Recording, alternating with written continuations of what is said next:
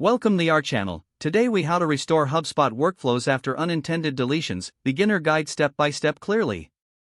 To restore HubSpot workflows after unintended deletions, start by logging into your HubSpot. Once logged in, navigate to the main dashboard. Locate the Automation tab in the top menu. Click on Workflows from the drop-down menu.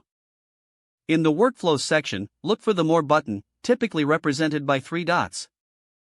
Click on More, then select Manage Workflows. Here, you will find options related to the workflows you've created. Look for the section titled Deleted Workflows. Click on Deleted Workflows to view a list of workflows that have been removed. Identify the workflow you wish to restore from the list provided. Once you find it, select the workflow by clicking on it. A pop-up will appear, prompting you to confirm the restoration. Click on Restore to retrieve your deleted workflow. After restoration, the workflow will reappear in your main Workflows section. You can now edit or activate the workflow as needed. Review all settings and triggers to ensure they function as intended. Once finalized, activate the workflow to resume its operations.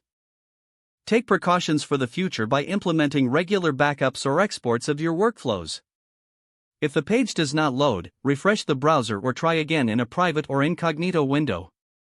Make sure you are using the correct email address, then retype it carefully to avoid small typos. If your password is not accepted, use the reset option and create a new strong password you can remember.